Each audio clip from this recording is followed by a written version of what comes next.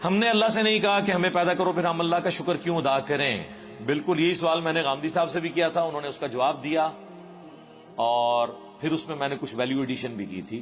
میری یوٹیوب کے پر آپ ویڈیو دیکھ لیں, اللہ نے مجھے میری مرضی کے بغیر کیوں پیدا کیا. اس ٹائٹل سے بھی ہے اور اس ٹائٹل سے بھی ہے, غامدی صاحب سے اللہ کے متعلق ایک مشکل سوال. تو اس کا لاجیکل آنسر دیتے ہیں ہم. قرآن اس کا جو آنسر دیتا ہے وہ تو دو ٹوک ہے. لا يسأل عما يفعل وهم يسألون.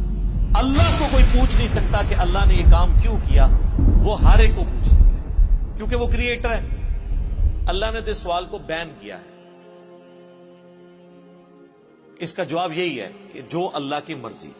اچھا اب آ جائیں لاجیکلی, چونکہ پورے قرآن کا ایک مقدمہ ہے نا, اللہ کا شکر میں کیوں ادا کروں. اس لیے میرے بھائی, آج بھی اگر آپ کو کوئی یہ آفر کرے, پہلے تو چھوڑ دیں کہ تم اپنی 50-60 سال کی زندگی میں بس یہ ایک موٹی موٹی چیزوں کا خیال رکھ لو, روزانہ 5 وقت کی نماز ہے, رزق حلال اور حرام میں فرق کرنا ہے, شریعت کی چند ایک پابندیاں ہیں, سیکس ڈسپلن ہے جس میں ہمارا ہی فائدہ ہے کہ ہم کوڑ کوڑ کے زندگی نہ گزاریں, ایک ہارمونی کے ساتھ زندگی گزاریں.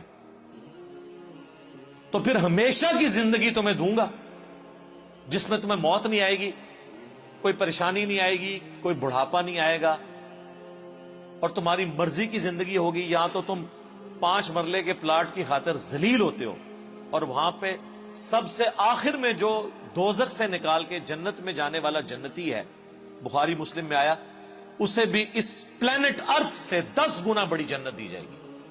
پلانٹ ارتھ جس کا صرف سرکمفرنس ہی 40,000 کلومیٹر ہے, یعنی آپ یہاں سے چلیں نا تو 40,000 کلومیٹر کے بعد آپ واپس یہاں پہنچتے ہیں.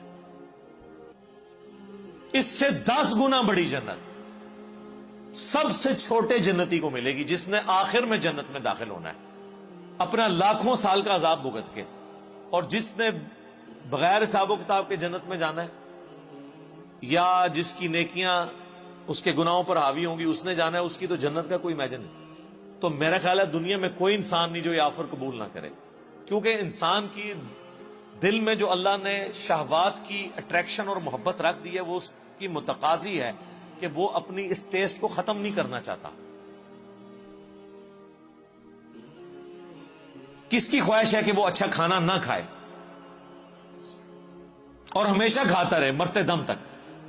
دنیا میں تو پاسبل نہیں ہے. کھانا پینا چھوٹ جاتا ہے, بیماریاں ہو جائیں تو خریدنے کی قوت کے باوجود آپ کھا پی نہیں سکتے. دنیا میں ارب پتی لوگ ہیں جو نمک مرچ والا کھانا بھی نہیں کھا سکتے, معدہ اجازت نہیں دیتا. اللہ نے سب کو بیلنس رکھا ہوا ہے, کسی کو ایک معاملے میں اوپر کیا تو دوسری طرف سے اس کی آواز نکال دی ہے. آپ کو میں پاکستان میں اس وقت امیر ترین لوگ کئی ایسے بتا سکتا ہوں جو پیمپر باندھتے ہیں, اور ان کی لوگ گاڑیوں کے اوپر, ان کے جہازوں کے اوپر, ان کی دولتوں پہ, ان کے پلاٹس پہ رش کر رہے ہوتے ہیں, لیکن وہ اپنا پیشاب نہیں روک سکتے. تو انسان کی کیا اوقات ہے؟ لیکن آخرت میں کچھ نہیں ہے, آخرت میں پیشاب ہے ہی نہیں. صحیح مسلم کا آپ جنت والا چیپٹر پڑھ لیں, اور مشکات شریف میں آپ کو 30 جلد میں جنت سے متعلق ساری احادیث بخاری, مسلم, ابو داؤد, ترمذی, نسائی, ابن ماجہ, باقی کتابوں سے ملیں گی کہ جنت میں خوشبودار ڈکار آئے گی اور کھانا ہضم. پیشاب کرنے کی جو تکلیف ہے نا, یہ بھی نہیں انسان کو اٹھانی پڑے گی, کیونکہ جنت میں تکلیفیں آئی نہیں ہیں. اور جنت میں آپ کا پیٹ کا بھرنا نہ بھرنا یہ آپ کی مرضی سے ہے. آپ لذت کے لیے کھائیں گے. دنیا میں تو آپ لذت والی چیز تھوڑی دیر کھائیں تو پھر پیٹ جواب دے جاتا ہے. نہیں, جنت کی کسی نعمت کو فنا نہیں ہے. آم توڑ کے کھائیں گے پھر آم دوبارہ اگ جائے گا اسی وقت ہی, کسی چیز نے ختم نہیں ہونا. اتنی بڑی بڑی نے. اور سب سے بڑی بات, کن فیکون جو اللہ کی کوالٹی ہے, وہ کسی درجے میں اللہ تعالیٰ اپنی مخلوق کو اس حوالے سے دے دے گا کہ اس کی خواہشات کی تکمیل ہوگی جنت میں. جو خواہش کرے گا, جو سوچے گا اس کے سامنے آ جائے گا. یہ تو کوالٹی صرف اللہ کی ہے, لیکن انسان کو اللہ تعالیٰ یہ کوالٹی وہاں پہ دے دے گا. تو یہ کتنا سستا سودا ہے, چند سالوں کی زندگی دے کے ہمیشہ کی زندگی حاصل کر لینا. نہ ختم ہونے والی. تو اب مجھے بتائیں اس اللہ کا شکر ادا کرنے کا دل نہیں کرتا کہ جو اکیلا تھا, کسی کو نہ بھی پیدا کرتا, اسے کو پوچھ نہیں سکتا تھا, اس کا پہلا احسان کہ اس نے پیدا کیا, اس کے بعد ایک آفر رکھی, اتنی زبردست قسم کی آفر. ہونا تو چاہیے تھا 1 ارب سال کی زندگی کے لیے 1 کروڑ سال تو یہاں مشقت کروائی جاتی دنیا میں, لیکن اس نے چند سال کی مشقت مانگی, اور وہ بھی مشقت نہیں ہے, نارمل لائف ہے, بس صرف لائف کا ڈسپلن ہے, اور ہمیشہ کی زندگی دے دی. تو جو اللہ اکیلا ہونے کے باوجود اپنے ساتھ اتنے لوگوں کو آفر دے کہ آؤ میں تمہیں وہ کوالٹیز دوں گا جو میری کوالٹیز ہیں. موت کسے نہیں آتی؟ اللہ کو. انسان کو بھی موت نہیں آئے گی. دیکھیں نا, یہ تھوڑی بات ہے. دنیا میں موت آنی ہے نا, جنت میں موت نہیں ہے. صحیح بخاری میں حدیث ہے کہ موت کو مینڈے کی شکل میں لا کے جہنم اور جنت کے درمیان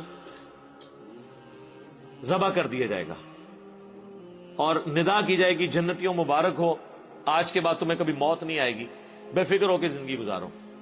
اور جہنمیوں کی حسرت میں اضافہ ہوگا کہ تمہیں بھی موت نہیں آئے گی, تم بھی اس تکلیف میں زندگی گزارو.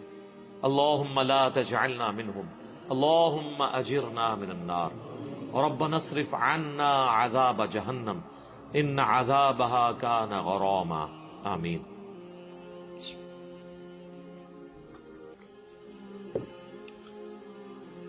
اللہ کی ذات کو جب آپ اس پہلو سے دیکھیں گے تو آپ کے اندر سے, آپ کے ایک ایک ریشے سے اس کے لیے شکر کے جذبات ابھریں گے.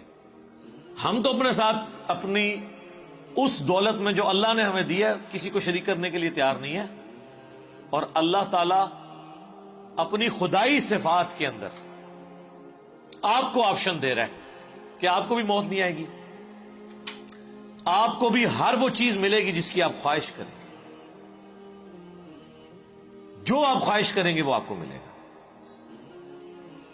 اور اللہ تعالیٰ کسی نعمت سے لطف اندوز خود کوئی نہیں ہو رہا. اللہ کھاتا ہے کیا؟ اللہ کی کوئی بیوی ہے؟ اللہ کے کوئی بچے ہیں؟ یہ وہ ساری چیزیں جو ہمارے لیے اٹریکشن کا باعث ہیں, اللہ کے لیے ان میں سے کوئی بھی چیز اٹریکشن کا باعث نہیں ہے سوائے ایک چیز کے, اور وہ چیز یہ ہے, حالانکہ اس معاملے میں بھی وہ غنی ہے, لیکن یہ اس کی خواہش ہے کہ بندے, انسان, مخلوقات, جن, فرشتے اس کا شکر کریں, اس کی عبادت کریں, ٹوٹل اوبیڈینس کریں. وما خلقت الجن والانس الا لیعبدون.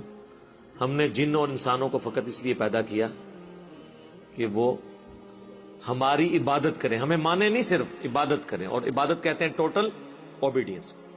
تو اس لیے شکر ادا کریں جی.